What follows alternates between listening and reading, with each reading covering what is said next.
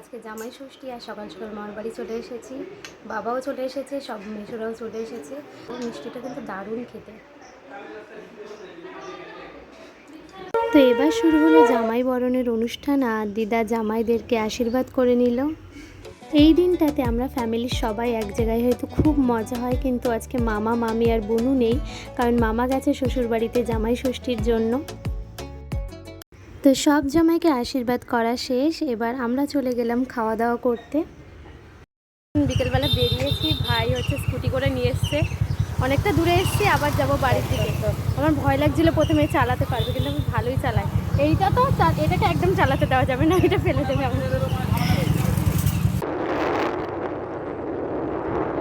আজকে আমার দিনটা তো দারুণ কাটলো, আর তোমাদের কেমন কাটলো অবশ্যই জানিও। তো এখন রাতে সবাই ঘুমাচ্ছে, আর বাইরে প্রচণ্ড জোরে বৃষ্টি হচ্ছে, বিদ্যুৎ চমকাচ্ছে, আর আমরা এখন দেখতে যাচ্ছি হরর মুভি। এখন বাজে এই যে 2টো বাজে, প্রায় 2টো।